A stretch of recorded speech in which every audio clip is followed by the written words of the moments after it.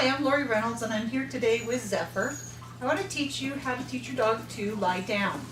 Since I compete in agility, I prefer what they call a folding down, which is the dog's feet all stay in one place and they just fold backwards. Come here. Down. Good. So some people teach this as two separate actions, as a sit and then a down. I prefer to teach it just as one action. Down. Yes, good boy. So we're going to start out with a lure. We're going to take the cookie and we're going to push it down and towards their feet. Good boy. And click as soon as the dog gets into position and release the treat. Down. Good boy. You can see as I'm doing that, I'm using my hand turned over, palm down. My signal for down is going to become this. And so I want to start out with that motion as I'm luring the dog. Down. Good boy. Down.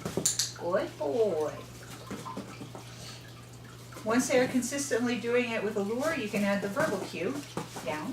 Good boy. Down. Good boy. Down. Good boy. Okay, now I'm going to drop that lure. Down. Good boy. I'm going to toss his cookie away so that he can come back. Get back into position. Down. Good boy. I'm going to reward while he's in position there. Zephyr has a little bit of an issue getting up. All right, I'll toss a cookie out. Down.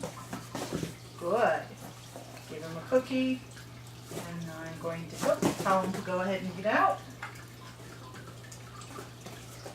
Down. Good. Give him a cookie in position. Release him. Go. Good boy. Down. Good boy.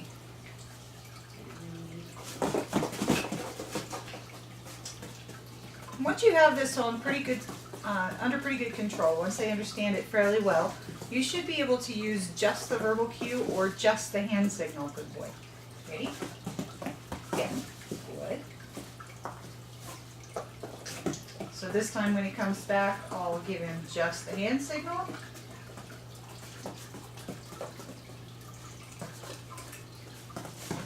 Good boy.